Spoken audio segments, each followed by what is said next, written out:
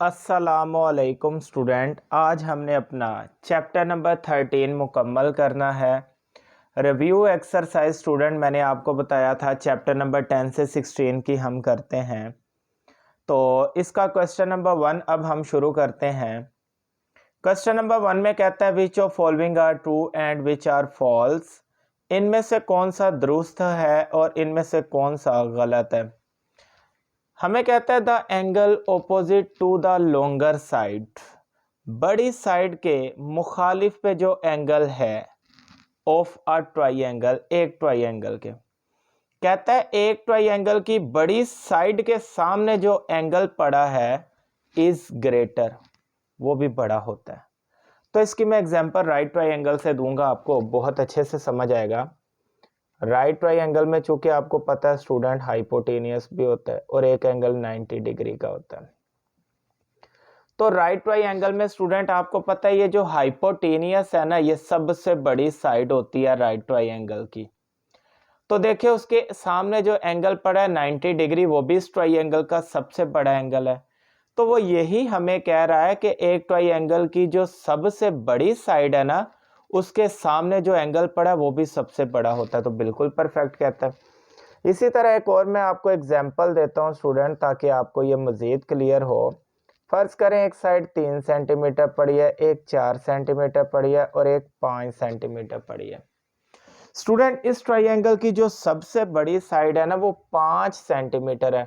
तो इस बड़ी साइड के सामने जो एंगल पड़ा होगा ना, वो इस ट्राइंगल का सबसे बड़ा एंगल होगा।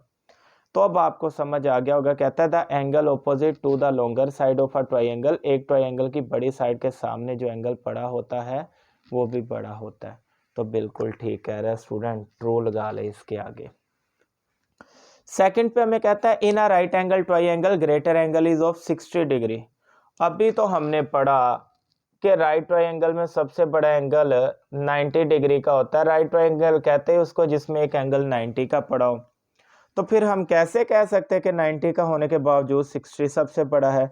इसका मतलब उसने गलत कहा, चूंकि ट्रू फॉल्स है, गलत भी हो सकता है।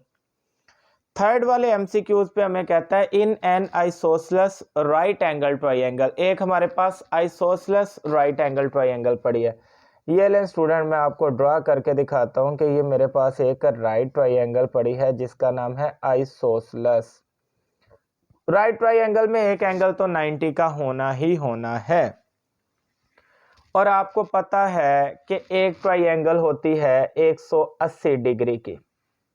90 डिग्री तो स्टूडेंट खाली राइट ट्राइंगल ने यहां से घेर लिया, तो पीछे कितने बचे 90। तो आपको पता है आइसोसेलेस के बाकी दोनों एंगल जो हैं 90 के अलावा वो बराबर होते हैं। तो इसका मतलब ये जो दोनों एंगल उसके बचे, ये 90 डिग्री के बचे और होते भी आपस में बराबर हैं। तो 90 का हाफ कितना है 45। तो ये 90 के लिहाज से बाकी दोनों एंगल 45 के होंगे। मतलब 45 में 45 प्लस करो 90, 90 में 90 प्लस करो 180। तो यही वो कह रहा है in an isosceles right angle triangle angle other than right angle, right angle के अलावा हर angle are each of 45 degree वो कितने का होगा 45 डिग्री का। तो स्टूडेंट ये बिल्कुल ठीक कह रहा है। चलते हैं हम अपने नेक्स्ट ट्रू फॉल्स की तरफ। एमसीक्यूज नंबर 4 है स्टूडेंट हमारे पास। कहता है a triangle having two congruent sides called equilateral, ऐसी ट्राइंगल जिसकी दो साइड कॉन्ग्रुएंट हो वो इक्विलेटरल कहलाती है। गलत कह रहा है स्टूडेंट, मैं आपको तीनों डिफरेंसेस बताता हूँ। इक्विलेटरल ट्राइंगल ऐसी ट्राइंगल होती है स्टूडेंट जिसकी तमाम साइड बराबर हों। आइसोसेलेस ट्राइंगल ऐसी ट्राइंगल होती है जिसकी कोई सी दो साइड बराबर हो। स्केलन ट्राइंगल ऐसी ट्राइंगल होती है स्टूडेंट जिसकी कोई भी साइड बराबर ना हो। तो इक्विलेटरल की सारी साइड बराबर, आइसोसेलेस की दो साइड बराबर, जबकि स्केलन की कोई भी साइड बराबर नहीं। तो वो दो साइड वाले को इक्विलेटरल बोल रहा है, जबकि दो साइड बराबर वाले का नाम आइसोसेलेस है। इसका मतलब स्टूडेंट गलत कह रहा है, फॉल्स लगा ले। कहता है perpendicular from a point to a line, एक लाइन से एक पॉइंट तक का जो परपेंडिकुलर फासला है शॉर्टेस्ट डिस्टेंस, वो कम से कम फासला। क्या कहना चाह रहा है इस बात को समझिएगा। कहता है ये एक लाइन है और एक पॉइंट पड़ा हुआ है इस लाइन से। कहता है इस लाइन का जो कम से कम फासला होगा ना, वो हमारे पास परपेंडिकुलर का ही होगा। मतलब कह रहा है इस पॉइंट से इस लाइन तक का जो फासला, ये स्ट्रेट लाइन है ना, ये सबसे छोटा फासला होगा। अगर आप इस लाइन से इस तरह इस लाइन पे आएंगे, ये थोड़ा लंबा फासला होगा। इस पॉइंट से इस लाइन पे आएंगे, ये उससे लंबा फासला हो जाएगा, मतलब ये बराबर होंगे। तो ये जो शॉर्टेस्ट डिस्टेंस है ना, कहता है इसको मैयर करके देख लें। जो परपेंडिकुलर की लाइन है ना, ये हमेशा कम से कम फासला देती है। आपको भी पता ही होगा स्टूडेंट, आप किसी पॉइंट पे जाना है, फर्ज करें ये एक पॉइंट है, इस पॉइंट तक गलियों से घूमता हुआ रास्ता भी आ सकता है, इधर से घूमता भी, और एक वो है जो कि बिल्कुल स्ट्रेट आता है। तो स्ट्रेट रास्ता, परपेंडिकुलर का रास्ता हमेशा कम से कम फासला हमें देता है। तो ठीक कह रहा है स्टूडेंट, इसकी बात हम मान लेंगे। आगे कहता है परपेंडिकुलर टू लाइन। कहता है परपेंडिकुलर टू लाइन, लाइन से जो परपेंडिकुलर है form an angle of 90 degree, वो 90 के एंगल बनाता है। तो कहता है ये जो परपेंडिकुलर लाइन है ना, परपेंडिकुलर लाइन ये 90 का एंगल बनाती है। सही कह रहा है। कम से कम फासला इसीलिए होता है ना कि वो स्ट्रेट बिल्कुल 90 के जाविये पे जा रहा होता है। तो स्टूडेंट ये जो परपेंडिकुलर लाइन है ना, याद रखिएगा ये हमेशा 90 के एंगल ही बनाती है हमारे पास। तो मूव करते हैं अपने नेक्स्ट एमसीक्यूज की तरफ। एमसीक्यूज नंबर 7 में स्टूडेंट हमें कहता है a point outside the line. एक पॉइंट जो है वो एक लाइन से आउटसाइड की जानिब पड़ा है। इस कोलिनियर विद इट, क्या उसके साथ कोलिनियर होगा। देखे ये एक लाइन जा रही है स्टूडेंट, पॉइंट जो है आउटसाइड पे है। तो हमने तो पढ़ा है पॉइंट कोलिनियर तब भी होता है जब कोई लाइन के ऊपर पड़ा हो। पड़ा भी आउटसाइड पे है और कोलिनियर कैसे हो सकता है। तो स्टूडेंट ये हमारे पास फॉल्स होगा, क्योंकि लाइन के ऊपर पॉइंट्स पड़े हों तो कोलिनियर होते हैं, लाइन से हट के होगा तो वो कोलिनियर नहीं होगा। आगे 8वें पे कहता है sum of two side of a triangle is greater than third side. आप एक ट्राइंगल की दो साइड को जमा करें तो उसका आंसर हमेशा तीसरी साइड से बड़ा ही होगा। सही कह रहा है, अगर तीसरी साइड से बड़ा नहीं होगा तो वो ट्राइंगल बन ही ना पाए। कैसे? तो देखिए स्टूडेंट, मेरे पास अगर एक साइड पड़ी हुई है 3 सेंटीमीटर, एक पड़ी है 4 सेंटीमीटर, एक पड़ी है 5 सेंटीमीटर, तो मुझे दो साइड को प्लस करना है और वो तीसरी से बड़ा होना चाहिए। जैसे कि देखें मैं 3 सेंटीमीटर में प्लस करता हूँ 4 सेंटीमीटर, तो ये हो जाएगा 7 सेंटीमीटर, जबकि थर्ड साइड है 5 सेंटीमीटर। तो जब भी आप दो साइड को प्लस करें वो तीसरी से बड़ा हो तब भी ट्राइंगल बनती है। तो बिल्कुल दुरुस्त कह रहा है। आगे 9वें पे कहता है the distance between line and a point on it is 0। कहता है एक पॉइंट और लाइन के दरमियान कितना डिस्टेंस है। देखें ये एक लाइन है और उसके ऊपर पड़े हुए पॉइंट के दरमियान डिस्टेंस जो है वो 0 है। सही कह रहा है सर। बच्चों जब एक नुक्ता पड़ा ही लाइन के ऊपर है तो फिर उनमें फासला क्या होगा। ये नुक्ता थोड़ा सा भी दूर होता तो हम कहते फलां मिलीमीटर फासला है, सेंटीमीटर में फासला है। पड़ा ही लाइन के ऊपर है तो इनके दरमियान क्या फासला होगा, 0 ही होगा। वो बिल्कुल दुरुस्त कह रहा है। 10 पे हमें कह रहा है triangle can be formed of length 2 centimetre, 3 centimetre and 5 centimetre. कहता है ये ट्राइंगल बना सकती हैं कौन कौन सी लेंथ 2 सेंटीमीटर 3। तो अभी तो मैं ऊपर आपके समझा के आया हूँ कि अगर हमारे पास दो लेंथों को प्लस करो और तीसरी से बड़ा आ जाए, ये ले मैं 2 सेंटीमीटर में 3 सेंटीमीटर को प्लस करता हूँ, कितना आ गया 5 सेंटीमीटर। तो तीसरी साइड भी 5 सेंटीमीटर है, बराबर पर भी वो ट्राइंगल नहीं बनती। दो साइड का सम हमेशा तीसरी से बड़ा आएगा तब भी वो हमारे पास ट्राइंगल बनती है, वरना नहीं बनेगी। तो इससे स्टूडेंट वो कहता है ट्राइंगल कैन बी फॉर्म, तो नहीं बनेगी। तो ये गलत कह रहा है। लें जी स्टूडेंट क्वेश्चन नंबर 1 उसके तमाम एमसीक्यूज क्लियर। अब हम इसके आगे क्वेश्चन नंबर 2, 3, 4, 5, 6 को सॉल्व करते हैं। याद रखिएगा क्वेश्चन नंबर 2, 3, 4, 5, 6 इतने इंपॉर्टेंट क्वेश्चन है कि इनमें से एक तो हमेशा लाहौर बोर्ड में आता ही आता है। तो तवज्जो से समझिएगा, बड़े इजी क्वेश्चन है स्टूडेंट। क्वेश्चन नंबर 2 की तरफ मूव करते हैं। क्वेश्चन नंबर 2 को स्टूडेंट तवज्जो से समझिएगा। कहता है what will be angle for shortest distance, कम से कम फासले तक पहुंचने के लिए कौन सा एंगल होना चाहिए। फ्रॉम एन आउटसाइड पॉइंट, जो कि एक पॉइंट आउटसाइड पे पड़ा है, टू द लाइन, एक लाइन से।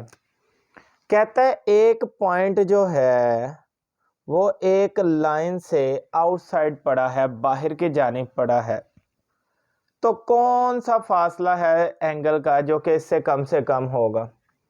तो स्टूडेंट 90 का जो फासला होता है ना, याद रखिएगा वो सबसे कम से कम फासला होता है बाहर के पॉइंट की तरफ। इस तरह जिस तरह दूसरे एंगल होंगे ये हमारे पास फासले को बढ़ाते जाएंगे, लेकिन 90 का जो फासला है वो सबसे कम फासला होता है। पीछे हम एमसीक्यूज में भी पढ़ के आए थे। तो आपने यहाँ पे आंसर में लिखना है angle of 90 degree will be shorter distance from an outside point two the line. इसलिए स्टूडेंट मैंने इसकी कम जगह छोड़ी थी कि इसका आंसर बस इतना लिखना है, एंगल ऑफ 90 डिग्री, 90 डिग्री का जो एंगल है विल बी शॉर्टेस्ट डिस्टेंस, वो कम से कम फासला होगा from an outside point two the line, बाहर की जानिब पड़े हुए पॉइंट से टू द लाइन, लाइन की तरफ। तो इसी लाइन को आपने इंग्लिश में मैनेज कर लेना है स्टूडेंट, ये हमारे पास आंसर होगा। क्वेश्चन नंबर 3 को तवज्जो से समझेगा, ये तो पेपर में आता ही आता है। 3, 4, 5 तीनों इतने को इम्पोर्टेंट क्वेश्चन है कि एक आना ही आना है, जो मर्जी हो जाए। कहता है if 13 centimetre, 12 centimetre and 5 centimetre are length of a triangle, ये एक ट्राइंगल की लेंथ है, then verify that difference of measure of any two side, कि किसी भी दो साइड का आप डिफरेंस लेके देखें, is less than measure of third side, वो हमेशा तीसरी साइड से कम ही आएगा। डिफरेंस मैथ में कहते हैं माइनस को। तो स्टूडेंट देखिएगा, एक साइड है 13 सेंटीमीटर, एक साइड है 12 सेंटीमीटर, एक साइड है 5 सेंटीमीटर। कहता है दो साइड का डिफरेंस लेके देखें, वो तीसरी साइड से छोटा ही होगा। मैं पहले इन दो साइड का डिफरेंस लेता हूँ। डिफरेंस मैथ में कहते हैं माइनस करने को। 13 में से मैं माइनस करता हूँ 12 को, तो स्टूडेंट इसका आंसर तीसरी साइड से छोटा ही होगा। तीसरी साइड है 5 सेंटीमीटर, 13 सेंटीमीटर में से 12 सेंटीमीटर निकाला तो 1 सेंटीमीटर, तो देख ले 1 सेंटीमीटर जो है 5 सेंटीमीटर से छोटा है।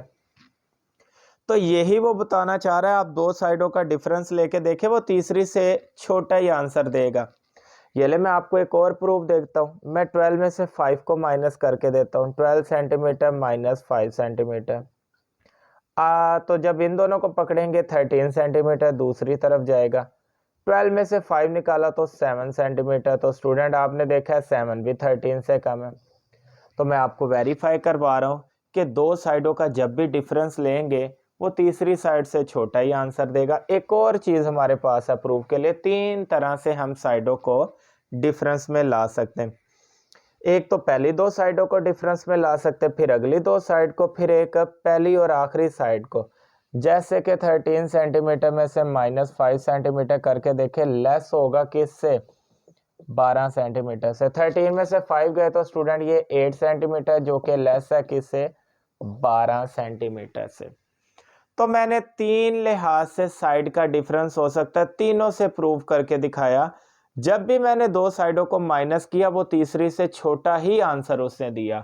तो स्टूडेंट ये हमने वेरीफाई कर दिया कि जब भी आपने दो साइड का डिफरेंस लेना है वो हमेशा थर्ड साइड से स्मॉलर होगा। तो ये स्टूडेंट इसका हमारे पास आंसर था, हमने तीनों तरीकों से इसको वेरीफाई कर दिया। चलते हैं क्वेश्चन नंबर 4, 5 की तरफ। क्वेश्चन नंबर 4 को स्टूडेंट तवज्जो से समझिएगा। कहता है if 10 centimetre, 6 centimetre and 8 centimetre are the length of a triangle, ये एक ट्राइंगल की लेंथ है, then verify that sum of measure of two side of a triangle is greater than third side, कि जब भी आप ट्राइंगल की दो साइड का सम करेंगे वो तीसरी से बड़ा होगा। पिछले क्वेश्चन नंबर 3 में हमने पढ़ा जब भी दो ट्राइंगल का डिफरेंस लेंगे, माइनस करेंगे, वो तीसरी साइड से छोटा आंसर देता है। जबकि दो साइडों को प्लस करने से वो तीसरी साइड से बड़ा आंसर देता है। तो चले स्टूडेंट, पीछे हमने माइनस के लिहाज से प्रूव किया, अब प्लस के लिहाज से वही सारा सीन जो कि आप माइनस में सीख के आए हैं, बस जहां पे माइनस है स्टूडेंट वहां पे प्लस लगाएंगे। पहले दो साइड को मैं आपको प्लस करके दिखाता हूँ। स्टूडेंट अगर मैं 10 सेंटीमीटर में प्लस करूँ 6 सेंटीमीटर, तो 10 में 6 जमा किया 16, तो इसलिए मैंने ग्रेटर का साइन लगा दिया क्योंकि 16 ने 8 से बड़ा ही होना है। तो 16 सेंटीमीटर जो है वो ग्रेटर है 8 सेंटीमीटर। एक हमने वेरिफिकेशन मुकम्मल की। फिर इन दो अगली साइड को पकड़ के देखते हैं स्टूडेंट। मैं 6 सेंटीमीटर में जमा करता हूँ 8 को, 6 में 8 जमा किया 14 ही होता है, तो इसलिए मुझे 10 से पहले ग्रेटर का साइन लगाना पड़ेगा। 8 में 6 जमा किया तो 14 सेंटीमीटर।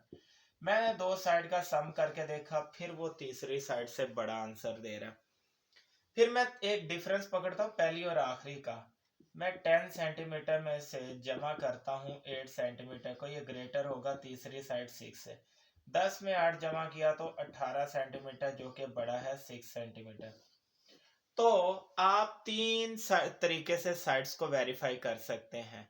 तो मैंने तीनों तरह से आपको वेरीफाई करके दिखा दिया। जब भी मैंने दो साइड का सम किया वो तीसरी से बड़ा ही निकला।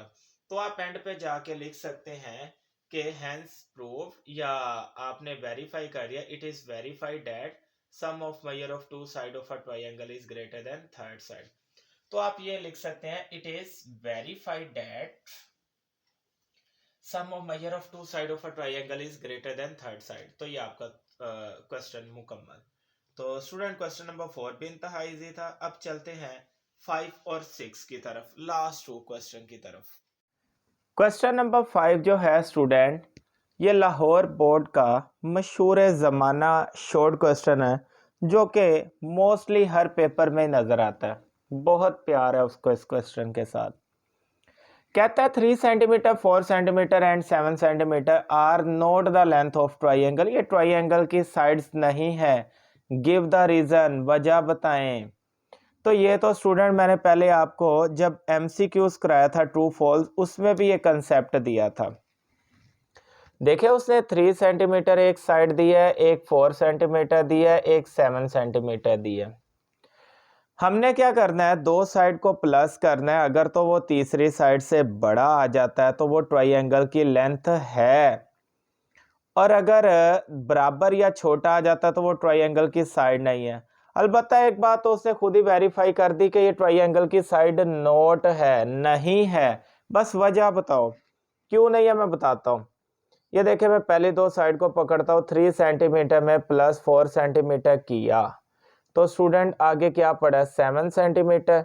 3 में 4 प्लस करे 7 सेंटीमीटर इक्वल 7 सेंटीमीटर। अगर तो मैं दो ट्राइंगल की साइड को प्लस करता हूँ और तीसरी साइड से बड़ा आंसर होता है, सिर्फ एक ही कंडीशन में वो ट्राइंगल की साइड हो सकती है। अगर दो साइड को प्लस करने से तीसरी साइड से छोटा आंसर आ जाए या बराबर आ जाए तो वो ट्राइंगल की साइड नहीं हो सकती। तो आपने इसका आंसर लिखना है, it is not the length of triangle because sum of two sides is equal third side।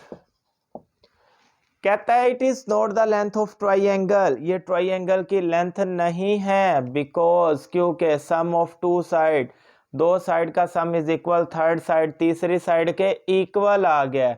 हमें पता है ग्रेटर आए तभी वो हमारे पास ट्राइंगल की लेंथ होती, इक्वल पे नहीं होती और लेस देन पे भी नहीं होती।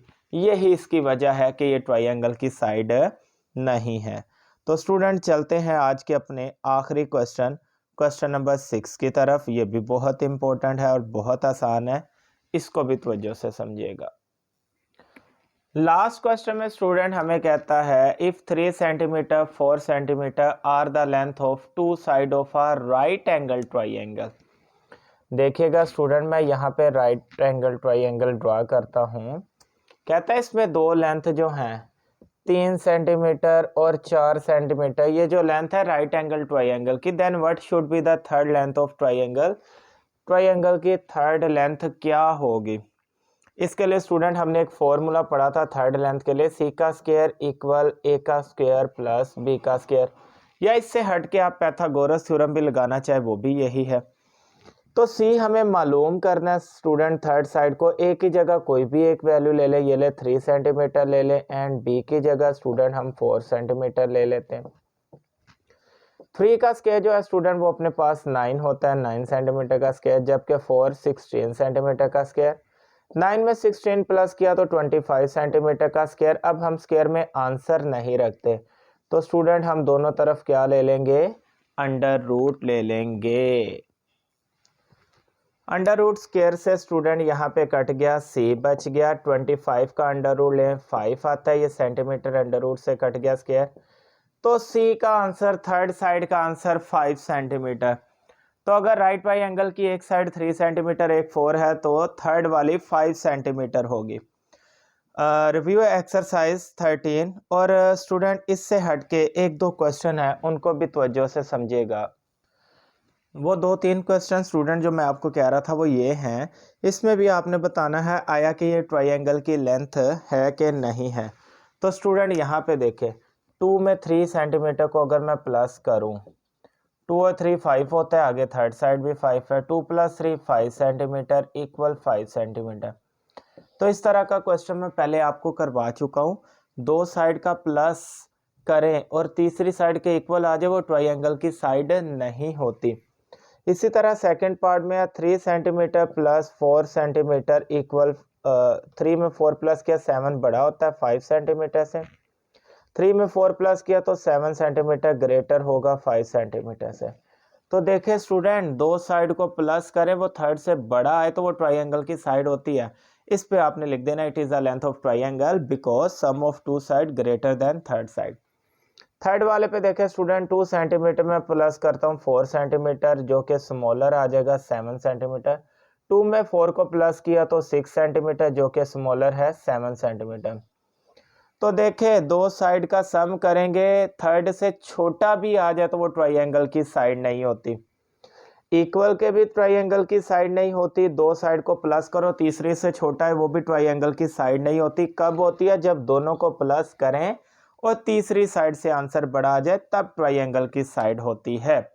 तो लें स्टूडेंट, मैंने चैप्टर नंबर 13 मुकम्मल डिटेल के साथ सारे निचोड़ के साथ आपको करवा दिया। अगर आपको ये चैप्टर 13 पसंद आया, समझ आया, दोस्तों के साथ वीडियो को लाजमी शेयर करें, चैनल को सब्सक्राइब करें, वीडियो को लाइक भी किया करें और कमेंट भी किया करें। अल्लाह हाफिज़।